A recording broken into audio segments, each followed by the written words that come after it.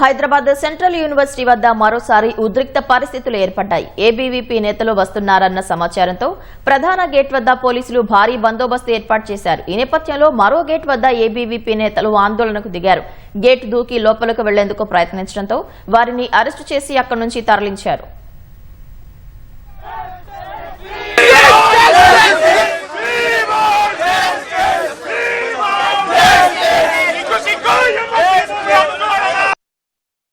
హెచ్యు 400 ఎకరాల భూమి వేల నిర్ణయాన్ని వెనక్కి తీసుకోవాలని ఏబీ ఆధ్వర్యంలో హెచ్యు ముట్టడి పిలుపునివ్వడం జరిగింది. ఈరోజు పోలీసు వాళ్ళు రక్షక భటులు కాదు, రాక్షస భటులు లాగా విచక్షణ మరిచి మీరు చూడ విద్యార్థుల్ని ఎక్కడ పడితే అక్కడ కొడుతూ తంతు ఈరోజు అరెస్ట్ చేయడం జరుగుతుంది.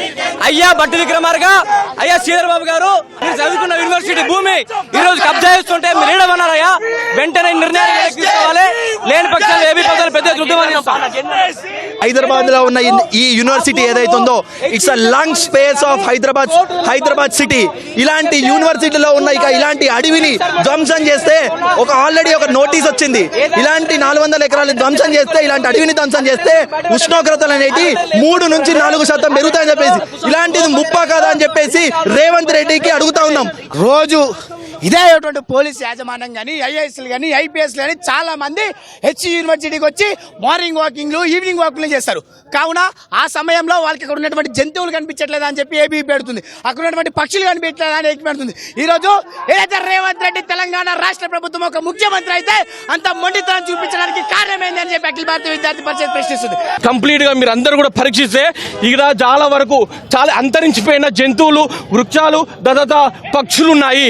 ఇక్కడ చూస్తే కంప్లీట్ గా ఇక్కడ 400 ఎకరాలలో మెడిసిన్ సంబంధించిన, ప్లాంట్ సంబంధించిన, మెడిసిన్ సంబంధించిన చాలా వరకు వ్యాధులు నయం చేసే ప్లాంట్స్ ఇక్కడ ఎస్టాబ్లిష్మెంట్ చేశారు చాలా మంది ప్రొఫెసర్ల వరకు. మేము అడిగేది అదే. ఇప్పుడు హైడ్రా పేరుతోటి ఎక్కడ పడితే అక్కడ ఇల్లు కూలగొట్టారు. ఇప్పుడు అందులో ఉన్నది నదే కదా, చెరువే కదా. రేపొచ్చే గవర్నమెంట్ వస్తే మళ్ళీ దాన్ని కూలగొడుతుంది. అంటే వీళ్ళకి నచ్చినట్టు చేసుకుంటూ పోతే విద్యాలయాలు ఉంటాయా?